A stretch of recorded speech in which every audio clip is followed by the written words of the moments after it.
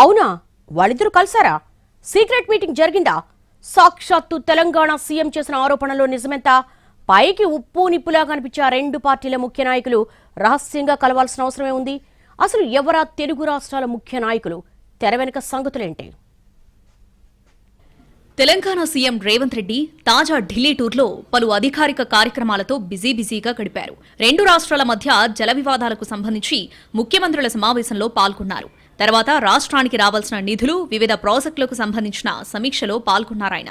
Final గా ఢిల్లీలో మీడియాతో చిట్చాట్ చేస్తూ అనేక అంశాలను ప్రస్తావించారు. కానీ వాటిలో ఓ సంచలన అంశం చుట్టూనే ప్రస్తుతం రెండు తెలుగు రాష్ట్రాల్లో రకరకాల చర్చలు, విశ్లేషణలు జరుగుతున్నాయి.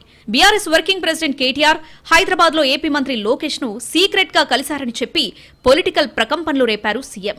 ఆ వ్యాఖ్యల చుట్టూనే తిరుగుతున్నాయి తాజా చర్చలు. వాళ్ళిద్దరూ కలిసింది నిజమేనా? అయినా ఇప్పుడు కేటీఆర్ అంత రహస్యంగా లోకేష్ ని కలవాల్సిన అవసరం ఏమొచ్చింది? బ్యాక్గ్రౌండ్ స్టోరీ ఏమై ఉంటుంది అంటూ ఎవరికి వారు ప్రశ్నించుకుంటూ తమవైన శైలిలో సమాధానాలు చెప్పేసుకుంటున్నారట.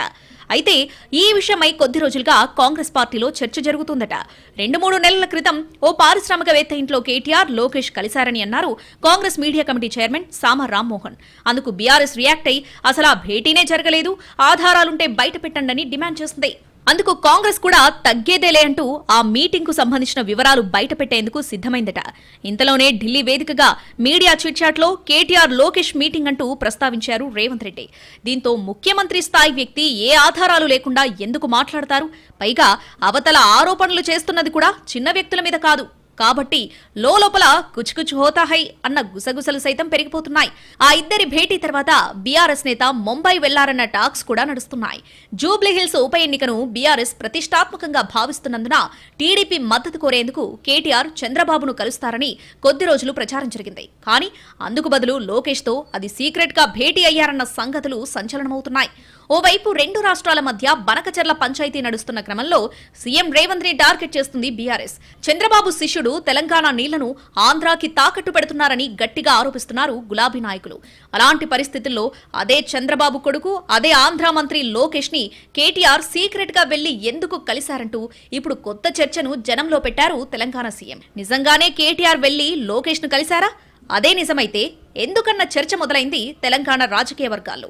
ఇదే సమయంలో మరికొన్ని విశ్లేషణలు కూడా చక్కర్లు కొడుతున్నాయి. కొద్ది రోజులుగా కేటీఆర్ సీఎం రేవంత్ ని ఇష్టారాజ్యంగా కామెంట్స్ చేస్తున్నారని, ఆ క్రమంలో ఆయనకు చెక్ పెట్టేందుకు ఈ బండారాన్ని బయటపెట్టి ఉండవచ్చని మాట్లాడుకుంటున్నారు కొందరు.